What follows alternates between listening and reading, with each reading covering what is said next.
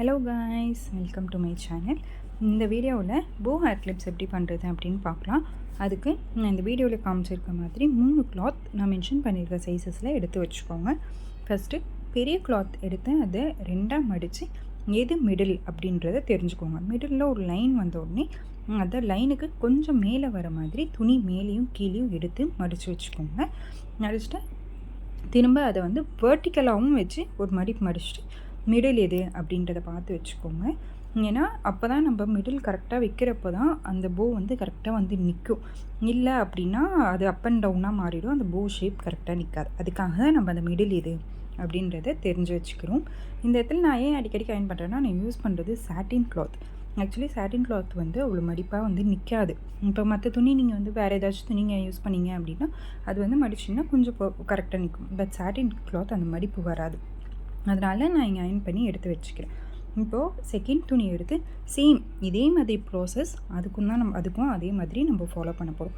இந்த இடத்துல நீங்கள் வந்து சாட்டின் கிளாத்தும் யூஸ் பண்ணிக்கலாம், இல்லை வேறு ஏதாவது காட்டன் மெட்டீரியல்ஸ் உங்கள்கிட்ட இருந்துச்சுன்னா அதுவும் யூஸ் பண்ணிக்கலாம். வேறு ஏதாவது பிரிண்டட் கிளாத்ஸ் இருக்குது அப்படின்னா அதுவும் யூஸ் பண்ணிக்கலாம். நீங்கள் எந்த துணி யூஸ் பண்ணுறீங்களோ அது உங்களோட இது தான். இதையும் வந்து கரெக்டாக அந்த மடித்து எது நடுவில் அப்படின்ற மாதிரி எடுத்து தெரிஞ்சு வச்சுக்கோங்க. இப்போ நீங்கள் பார்க்கும்போதே தெரியுது பார்த்தீங்களா, அந்த அயர்ன் பண்ணாலுமே ஆக்சுவலி அந்த இது வந்து கரெக்டாக வந்து நிற்கலை. இதனால தான் நான் வந்து அயர்ன் பண்ணி சாட்டின் கிளாத் அயர்ன் பண்ணி நம்ம எடுத்து வச்சுக்கிறோம். நீங்கள் வந்து அயர்ன் பண்ணாமல் வேறு ஏதாவது துணி யூஸ் பண்ணிங்கன்னா அயர்ன் பண்ண தேவையில்லை. இப்போது நம்ம ஆல்ரெடி எடுத்து வச்சுருந்த அந்த மிடிலுக்கும் இப்போ நம்ம பண்ணதுக்கும் ரெண்டுமே எது மிடில் அப்படின்ற மாதிரி பார்த்து கரெக்டாக அதை ப்ளேஸ் பண்ணி ரெண்டுத்தையும் ஒன்று மேலே ஒன்று வர மாதிரி அந்த எட்ஜ் எல்லாமே ஒன்று மேலே ஒன்று வர மாதிரி வச்சுட்டு இப்போ நம்ம ஊசி நூல் வச்சு அதை தைக்க போகிறோம். அதுதான் அடுத்த ப்ராசஸ் நம்ம பண்ண போகிறோம். அதே மாதிரி ஒன்று மேலே ஒன்று அப்படியே வச்சுட்டே வந்து ஊசி நூல் வச்சு தைங்க. இந்த ஊசி நூல் வச்சு தைக்கிறப்போ நம்ம வந்து எல்லா துணியும் கரெக்டாக வச்சு தைக்கிறோமா அப்படின்ற மாதிரியும் நீங்கள் வந்து பார்த்துக்கணும். பிகாஸ் ஒரு டைம் வந்து துணி டக்குன்னு நழுவிடும், ஒதுங்கிடும். அதனால் வந்து அந்த இது கரெக்டாக உட்காராது, அப்புறம் துணி தனியாக வந்துடும் நம்ம முடிஞ்ச உடனே. அதனால் இதுலேயும் வந்து கரெக்டாக நடுவில் எது அப்படின்ற மாதிரி பார்த்துட்டு நம்ம ஒரு ஸ்டிச்சஸ் போட்டுக்கலாம். ஏன்னா நடுவில் போடும்போது தான் அந்த போ வந்து கரெக்டாக 2 சைடும் வந்து நிற்கும். இந்த இடத்துல நான் இப்படி மடித்தோடனே ஒரு லைன் வந்துடுச்சு அதுவே ஆட்டோமேட்டிக்காக. ஸோ அதுதான் மிடில்னு எனக்கு தெரியுது. இப்போ நான் மிடிலில் வச்சு ஊசி நூல் வச்சு தைக்கிறேன்.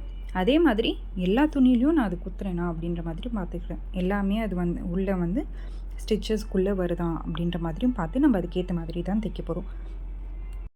இங்கே ஊசி நூல் வச்சு தைக்கிறப்போ கொஞ்சம் தள்ளி கூட வச்சு தைக்கலாம். ரொம்ப பக்கத்தில் தைக்கணும் அப்படின்னும் இல்லை, ரொம்ப டிஸ்டன்ஸ் எடுத்து தைக்கணும் அப்படின்னும் இல்லை. ஒரு கொஞ்சம் கேப் விட்டு கொஞ்சம் லைட்டாக வச்சு கரெக்டாக அந்த மிடில் லைன்லேயே வர மாதிரி உள்ளே குத்தி நம்ம எடுக்கணும். இப்போ லாஸ்ட்டு முடிஞ்ச உடனே நம்ம என்ன பண்ணணும் அப்படின்னா அந்த நூலை பிடிச்சி இழுக்கணும். இப்போ இந்த வீடியோவில் பார்த்தீங்கன்னா உங்களுக்கு தெரியும், இப்போ நான் எப்படி இழுக்கிறேன். ஸோ அந்த மாதிரி இழுத்தீங்க அப்படின்னா அது ஒரு ஷேப்புக்கு வந்துருச்சு பார்த்தீங்களா. அப்படி இதை வந்து நீங்கள் ஒரு 2 சுத்தோ இல்லை 3 சுத்தோ உங்களுக்கு எவ்வளவோ சுற்றிக்கலாம். கொஞ்சம் ரொம்ப டைட்டாக சுற்றினா நூல் பிரிஞ்சுட்டு வந்துடும். அதனால் கொஞ்சம் வந்து டைட்டாக வச்ச மாதிரி ஒரு 2 சுத்தோ 3 சுத்தோ அப்படி சுற்றிட்டு அதுக்கப்புறம் பின் சைடு வழியாக நீங்கள் வந்து எல்லாமே மடித்து ஒரு பக்கம் வச்சுருப்பீங்களா, அதுதான் பின் சைடு. அந்த பின் சைடு வழியாக வந்து நம்ம ஒரு நாட் போட்டுக்கிறோம். அந்த நாட்டுமே ஒரு 2 நாட்டு 3 நாட் அதெல்லாம் உங்களோட வசதிக்கு தான். ஆனால் ரொம்ப இறுக்கி பண்ணிட்டாங்கன்னா நூல் டக்குன்னு பிரிஞ்சிடும், அப்புறம் அந்த போ வந்து கலண்டு வந்துகிட்டே இருக்கும். அதனால் கொஞ்சம் அதுக்கேற்ற மாதிரி கொஞ்சம் மெலிசாக லூஸ் விட்ட மாதிரி தைங்க. அப்புறம் கிளிப்பு எடுத்துக்கிறோம். இப்போ நான் இந்த இதுக்கு பார்த்தீங்கன்னா கிளிப்பு இந்த சைஸ் வீடியோவில் காமிச்சிருக்க சைஸ் நான் எடுத்துக்கிறேன். உங்களுக்கு வேணும்னா நீங்கள் உங்கள் சைஸ் எப்படி வேணாலும் எடுத்துக்கலாம். இதை விட பெரிய சைஸும் இருக்குது, இதை விட சின்ன சைஸ் கிளிப்ஸும் இருக்குது. இது வந்து நான் வீடியோவில் காமிக்கிற போ அப்படின்னு பார்த்தீங்கன்னா இது வந்து நார்மல் சைஸ் தான். ஸோ இது வந்து சின்ன பசங்களுக்கும் யூஸ் பண்ணிக்கலாம். இதுக்கு வந்து இந்த கிளிப்பு வந்து கரெக்டாக தான் இருக்கும். இல்லை எனக்கு இதை விட சின்ன சைஸ் வேணும், இல்லை இதை விட பெரிய சைஸ் வேணும்னா அதுக்கான சைஸஸ் வந்து நான் டிஸ்கிரிப்ஷனில் மென்ஷன் பண்ணுறேன், அதுவும் நீங்கள் பார்த்து தெரிஞ்சுக்கோங்க. அந்த சைஸஸ்க்கு ஏற்ற மாதிரி நீங்கள் கிளிப்ஸும் சேஞ்ச் பண்ணி மாற்றி எடுத்துக்கலாம். நாங்கள் வந்து கிளிப்பு நல்லா பின் சைடு போட்டு ஒட்ட வச்சுட்டு நம்ம 3ஆவதாக இன்னொரு கிளாத் எடுத்தோம்ல, இப்போ அந்த கிளாத்தை இந்த மாதிரி லெஃப்ட் சைட் ரைட் சைடு ரெண்டுமே உள்ளே வச்ச மாதிரி ஒரு மடித்து அது மேலே லைட்டாக ஒரு அயர்ன் பண்ணிக்கோங்க. அயர்ன் பண்ணால் இதுவும் ஒரு நாட் மாதிரி அழகாக வந்து நிற்கும். இதில் உங்களுக்கு நிற்கலை அப்படின்னா நீங்கள் அதாவது நல்லா ஓரத்தில் ஒரு தையல் போட்டுக்கிட்டாலும் கூட ஓகே. இந்த தையல் போட்டு வந்தீங்கன்னா கூட அதுவும் நல்லா தான் இருக்கும்.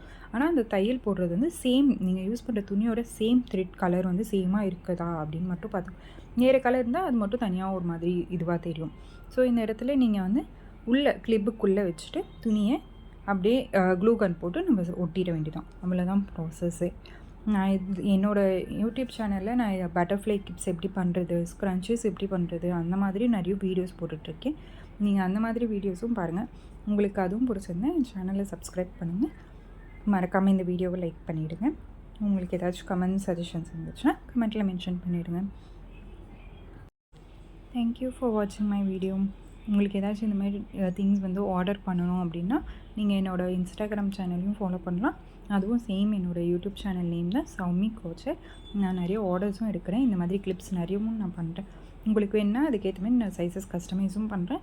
எல்லாம் லோ ப்ரைஸஸ், அஃபோர்டபுள் ப்ரைஸஸ் தான் நான் பண்ணுறேன். ஸோ நான் வந்து நீங்கள் கொடுக்குற ஆர்டர் பொறுத்து உங்களுக்கு தேவையான சைஸஸ் அதை பொறுத்தும் எல்லாமே சேஞ்ச் பண்ணி நான் உங்கள் ஆர்டர் வந்து கொடுத்துருவேன். உங்களுக்கு வேணால் என்னோடய இன்ஸ்டாகிராம் அக்கௌண்ட்டையும் ஃபாலோ பண்ணுங்கள், Soumi Kochhar. And thank you for வாட்சிங் மை வீடியோ.